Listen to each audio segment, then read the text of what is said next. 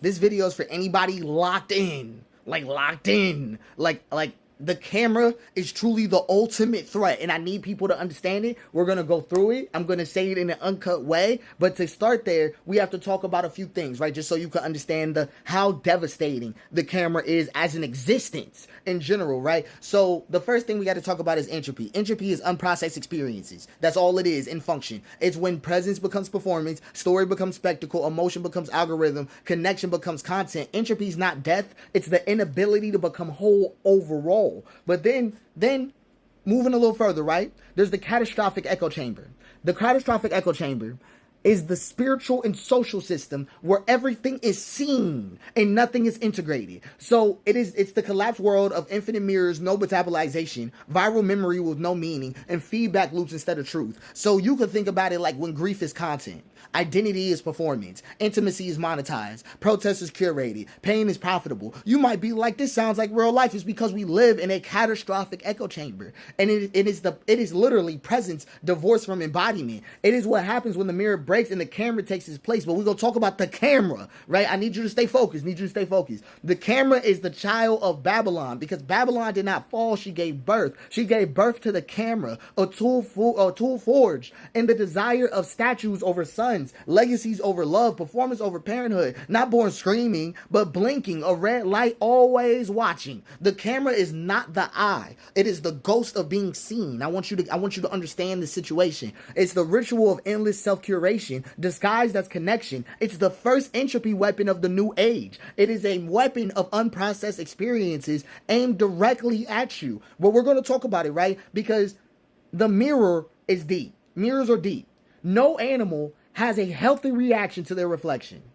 Because once in the past, the mirror was sacred, right? The intention of a reflection was sacred. It reflected without judgment. It returned presence and invited truth. But now the camera replaces the mirror. The reflection is filtered through imagined judgment. You don't just see yourself, you see how others will see you. This is recursive perception, because you're no longer looking, you're looking at yourself being looked at. This is how the self splits and how identity becomes an algorithmic echo. But here's how it gets deeper, right? The camera flattens becoming into branding, distorts grief into proof, mutates intimacy into export, erases chirality, right? Natural asymmetry, and with the symmetry of persona. So the world is naturally chaotic and asymmetrical in general. That's literally what chirality is, right? Naturally asymmetrical. Everything ain't 50-50. You can look this up. But it gets replaced with the symmetry of persona. And the worst of all is that it teaches you to flinch at your own reflection. We're going to talk about how all of these unhealthy reactions cause your actual functions cognitively to fail. So your memory, right, which is a living witness, becomes footage, endless, and undigested. Your identity becomes, which is used to be a slow becoming, is now an avatar under surveillance. The truth, which used to be your breath and the pause between your breaths, right, which is now turned into a curation and a trend. The testimony, which was formerly a ritual confession, is now a monetized disclosure, a public disclosure loop. That's all it becomes. And then joy, which used to be a spontaneous presence, is now performed happiness. This is what loops entropy, because truth with no stillness, presence with no privacy, identity with no internal anchor. You know what happens? You stop trusting your own joy unless it's posted. You start performing grief before you felt it. You document intimacy instead of surrendering to it. You become afraid of your own silence. The camera doesn't destroy you. It prevents you from becoming. It wants you literally unable to love yourself. Self-hatred is actually what keeps this thing going. And people that cannot become cannot unify. See, here's one of the things that makes the camera so deep and why it is truly the villain of our era. I hope you are still here seeing this. Because unification requires presence without posture, listening without spectatorship, trust without branding, intimacy without monetization, shared silence. But you know what the camera does? Every time it keeps the room performative. It keeps the story consumable. It keeps every truth in quote format and keeps every face curated. It makes community competitive. That's all it does. Right? The idea of community gets introduced to competition through the camera.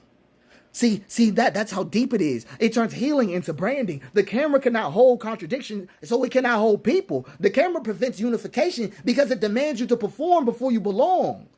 That's all it is.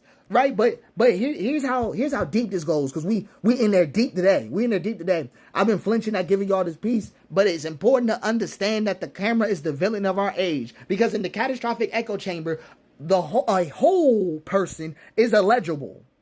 Right? They don't need the algorithm. They don't react predictably. They're no longer profitable. So the system will gaslight your joy, disbelieve your healing, demand proof of your pain, and punish your silence. Because unity is unmarketable. Fundamentally.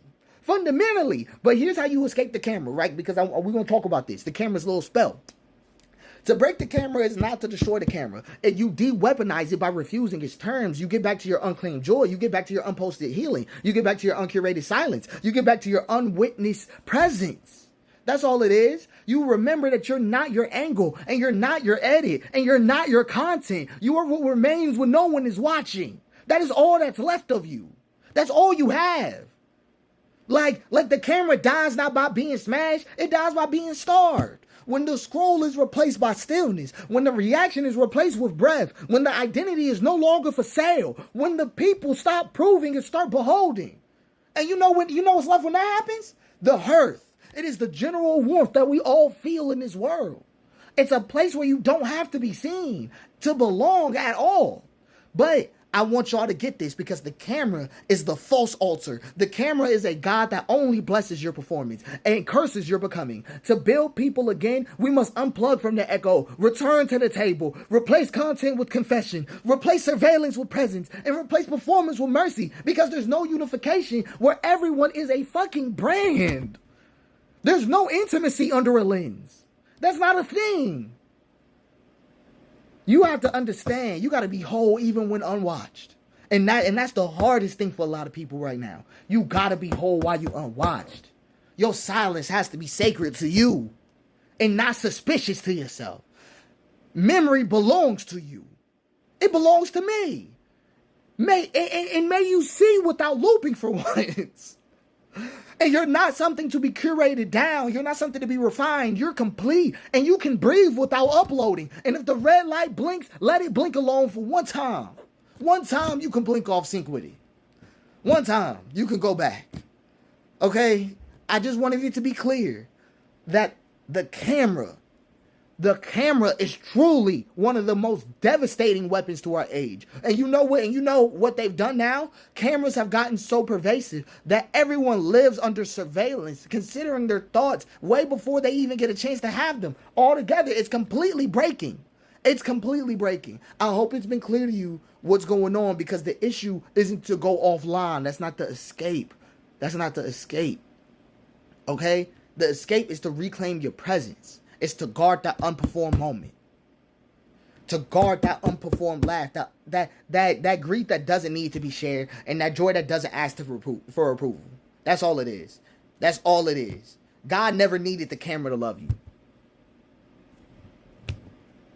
Never needed it. And a lot of us think we need the camera to go love all the people. We need to see these other ethnic groups do better for us first.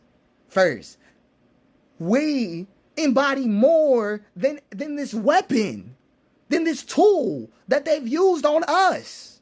That like the tool that they used on us, that we can't just be acting like it's just reapplicable. It's a weapon. It's a weapon. They literally have given us cameras to self-harm. Are you catching it? It's a tough one. I hope anybody who stuck around this long, I hope that y'all were able to receive the piece, because this is the toughest one. It's tough.